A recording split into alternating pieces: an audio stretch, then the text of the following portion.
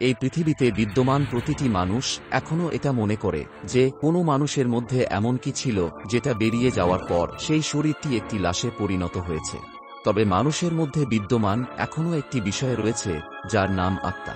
আত্মা শব্দটি ধর্ম থেকে এসেছে এবং কোনো ধর্মই আত্মাকে পদার্থ বলেনি, তাই ধ্বংস ও পুনঃসৃষ্টির তত্ত্ব আত্মার উপর খাটে না।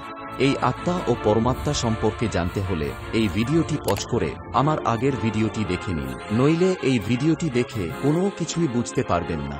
আমি এই বিষয়ে কিছু তথ্য সংক্ষেপে রাখার চেষ্টা করব। তবে চলুন শুরু করি আজকের আলোচ্য বিষয়। ভিডিওটি লম্বা হতে পারে, তাই অনুরোধ ভিডিওটি শেষ পর্যন্ত দেখুন। আপনার আত্মা সম্পর্কে সকল বিভ্রান্তি আশা করি দূর হয়ে যাবে।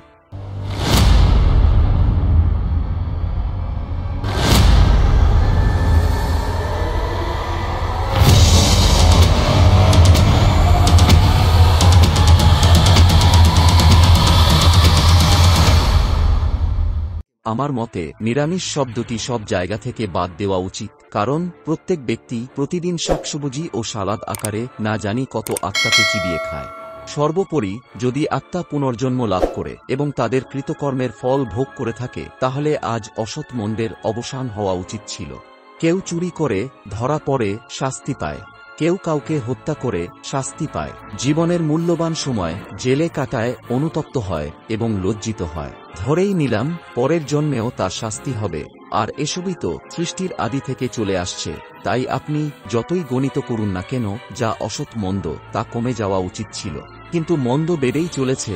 এটা কি সেই বিধাতার বিধান, তার মাস্টার প্ল্যানের ওপর প্রশ্ন নয় কি? বন্ধুরা, এতে কোনো রকেট সায়েন্সের প্রয়োজন নেই। সাধারণ জ্ঞান প্রয়োগ করেও বোঝা যায় কেন সেকালের ঋষিমুনিরা এটা মনে করতেন যে মারা যাই, পুনরায় সে জন্ম নেই। সে সময় এখনকার মতো চিকিৎসা সুবিধা ছিল না, মারণ রোগ প্রতিরোধে টিকা দেওয়ার মতো কোনো সুযোগ সুবিধা ছিল না। এক পরিবারে 10-10টি শিশু জন্ম নিলেও তাদের মধ্যে মাত্র 2-1টি বেঁচে থাকত। কিন্তু আজ আপনি আপনার ছোট শহরের হাসপাতালের সংখ্যা গণনা করলেও সংখ্যাটি আশ্চর্যজনক। এখানে এত বেশি হাসপাতাল চলে যে মানুষ অতি মারাত্মক রোগ থেকেও বেঁচে ফিরে আসে। সেই সময় মারণ রোগ ব্যাধিও ছিল না শুধু সঠিক জ্ঞান, না ছিল কোনো সঠিক চিকিৎসা, ছিল কেবল অজ্ঞতা ও অন্ধবিশ্বাস। চিকিৎসার অভাবে বহু মানুষ মারা গেছে। আমার কথার অর্থ, যখন এসব লেখা হয়েছিল তখন মৃত্যুহার ও জন্মহার প্রায় সমান ছিল। তাই তারা ভেবেছিল যে মরেছে সে আবার জন্ম নিচ্ছে।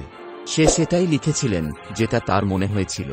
সেই সময় যা লেখা হয়েছিল তাকে চূড়ান্ত সত্য বলে বিবেচনা করে একই পথের পথিক হিসেবে থাকার মধ্যে আজ কোনো বুদ্ধিমত্তা নেই।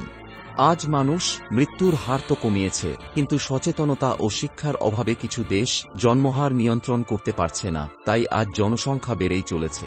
খ্রিস্টান ও ইসলাম ধর্ম অনুসারে আমরা যদি আত্মাকে বুঝি, তবে তাদের মধ্যে পুনর্জন্মের কনসেপ্ট নেই। কিন্তু ইসলামে আত্মার অবধারণাটি যুক্তির তর্কের উপর দাঁড়ায় না। ইসলামে বলা হয়েছে কিয়ামতের বিচারের দিন সমস্ত আত্মাকে আল্লাহর সামনে হাজির হতে হবে। সেখানে তাদের একটি নতুন শরীর দেওয়া হবে এবং তারপর তাদের শাস্তি দেওয়া হবে। তারা বিশ্বাস করে যে কিয়ামত পর্যন্ত আত্মা তথা রূহ কবরে থাকবে, আর যখন সূর্য, চন্দ্র ও নক্ষত্রগুলিকে গুটিয়ে নেওয়া হবে তখন সমস্ত আত্মাকে আল্লাহর সামনে হাজির করা হবে। তারপর তাদের একটি নতুন শরীর দেওয়া হবে, তারপর তাদের শাস্তি দেওয়া হবে। তাহলে শাস্তি কার হবে, শরীরের নাকি আত্মার? পাপ কি শরীর করেছে নাকি আত্মা? শরীর দ্বারা যদি পাপ হয়ে থাকে তবে সেই শরীরের কি দোষ যেটাকে তৎক্ষণাৎ বানানো হলো? যে পাপ করেছিল তার শরীর তো মাটিতে পরিণত হয়ে গেছে, কিছু পোকামাকড় খেয়ে ফেলেছে, পোকামাকড় আকারে সেই শরীর লক্ষ লক্ষ শরীরে পরিণত হয়েছে। সেই পোকামাকড়গুলিকেও অন্যান্য শিকারীরা খেয়ে ফেলেছে এবং তারপরে তাদের লক্ষ লক্ষ আত্মায় রূপান্তর হয়েছে। তাহলে এমন অবস্থায় সেই মৃত্যুবরণকারী মুসলমানকে আল্লাহ কিভাবে তার কর্মের ফল দেবেন? আর যদি রুহু অর্থাৎ আত্মা পাপী হয়, তাহলে কে সৃষ্টি করলেন রুহ অর্থাৎ আত্মাকে? কুরআন অনুযায়ী রুহ আল্লাহর হুকুমে সৃষ্টি হয়েছে।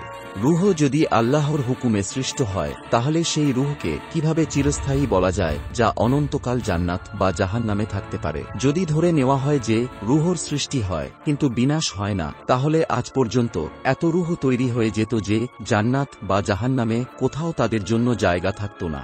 তারপরও যদি এটা মেনে নেওয়া হয় যে আল্লাহ মানুষের নতুন রুহ সৃষ্টি করেন এবং পুরাতনগুলো কবরের শেষ বিচারের দিন পর্যন্ত রেখে দেন, তাহলে আল্লাহ সেই রুহগুলোকে কারো জন্য খারাপ, কারো জন্য ভালো, কারো জন্য ধনী, কারো জন্য গরিব করেছেন।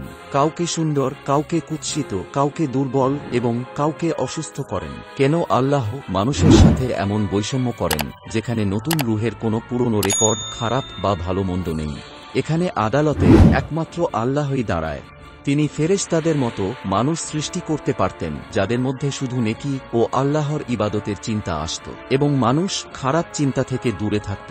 খ্রিস্টান ধর্মেও কিছু হেরাফেরি সহ স্বর্গ, নরক ও আত্মার অনুরূপ ধারণা রয়েছে, তবে বেশিরভাগ ক্ষেত্রেই শুধুমাত্র মহিলারা নরকে যাবে, কারণ বাইবেল অনুসারে যে মহিলারা মেকআপ এবং ভ্রু বানায় তাদের নরকে সাপ ও বিচ্ছুদের সাথে শৃঙ্গার করতে হবে। এবার মজার কথা শুনুন।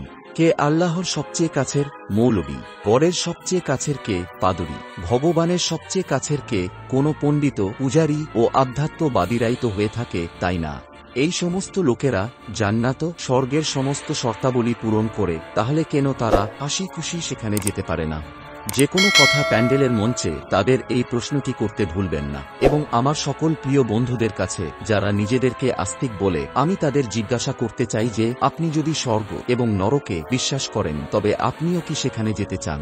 তাহলে এই ক্ষণস্থায়ী জ্ঞানের জগতে আপনি এখন এখানে কি করছেন?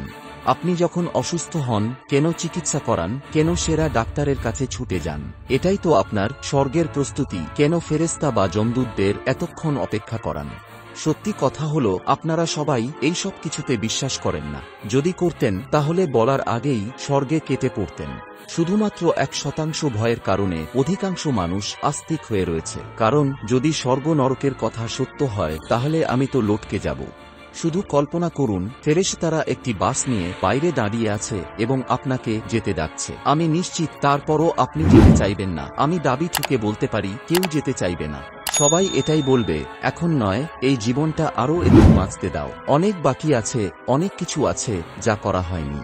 তথাকথিত স্বর্গ নরকে পুরোপুরি বিশ্বাস কেউ করে না, সে যত বড়ই আস্তিক হোক না কেন।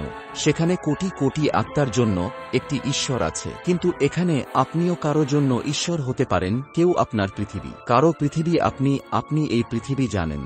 আপনার পরিচিত সবাই এখানে, এটি আপনার পরিবার। প্রতিদিন বিকেল হলেই দেখা করার তাড়াহুড়ো থাকে। আপনার নিজের মানুষ আছে যাদের সাথে আপনি হাসিতে আছেন। এখানে আপনার বন্ধু আছে যাদের সাথে আপনি খুশি হন, আড্ডা দেন এবং পার্টি করেন। এখানে আপনার প্রেমিক আছে, প্রেমিকা আছে যার সাথে আপনি থাকলে এই পৃথিবী আরও সুন্দর হয়ে ওঠে। এখানে আপনার জন্য মনোরম আবহাওয়া আছে, গ্রীষ্মের পর বৃষ্টি আছে, নদী আছে, পাহাড় আছে, সবুজ গাছপালা আছে, শীতের সোনালী রোদ আছে, ফুল আছে, সুবাস আছে। এখানে সবকিছু আছে, আর সবকিছুই কত সুন্দর।